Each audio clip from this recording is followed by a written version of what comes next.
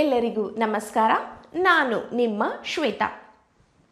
ಇವತ್ತು ನಾನು ನಿಮಗೊಂದು ಪ್ರೆಗ್ನೆನ್ಸಿ ಹೆಲ್ದಿ ಟಿಪ್ಪನ್ನು ಹೇಳ್ಕೊಡ್ತೀನಿ. ಏನಪ್ಪ ಅಂತಂತಂದರೆ, ನಿಮ್ಮ ಪ್ರೆಗ್ನೆನ್ಸಿ ಟೈಮಲ್ಲಿ ತುಂಬ ಹಾರ್ಮೋನಲ್ ಇಂಬ್ಯಾಲೆನ್ಸ್ ಆಗ್ತಿರುತ್ತೆ, ತುಂಬ ಮೂಡ್ ಸ್ವಿಂಗ್ಸ್ ಆಗ್ತಿರುತ್ತೆ. ಇದರಿಂದ ನಿಮಗೆ ತುಂಬ ಸ್ಟ್ರೆಸ್ ಕೂಡ ಆಗುತ್ತೆ. ಸ್ಟ್ರೆಸ್ಸು, ಟೆನ್ಷನು, ಇರಿಟೇಷನ್ ಎಲ್ಲ ಆಗ್ತಾನೆ ಇರುತ್ತೆ. ಕಂಟಿನ್ಯೂಸ್ ನಾವು ಹೊರಗಡೆ ಹೇಳ್ಕೊಳ್ಳಲ್ಲ ಅಷ್ಟೇ. ಬಟ್ ಕಂಟಿನ್ಯೂಸಲ್ಲಿ ನಮ್ಮ ಮೈಂಡಲ್ಲಿ ಏನಾದರೂ ಓಡ್ತಾನೆ ಇರುತ್ತೆ. ಜಾಸ್ತಿ ಸ್ಟ್ರೆಸ್ ಆದಾಗ ಏನು ಮಾಡಿ, ಜಾಸ್ತಿ ನಿಮಗೆ ಟಯರ್ಡ್ ಫೀಲ್ ಆದಾಗ ಅಥವಾ ನಿಮ್ಗೆ ಏನಾದರೂ ಸುಸ್ತು ಅನ್ನಿಸಿದಾಗ ಏನು ಮಾಡಿ ಅಂದರೆ, ಸಿಂಪಲ್ ನೆಕ್ ರೊಟೇಷನ್ಸ್ ಮಾಡಿ.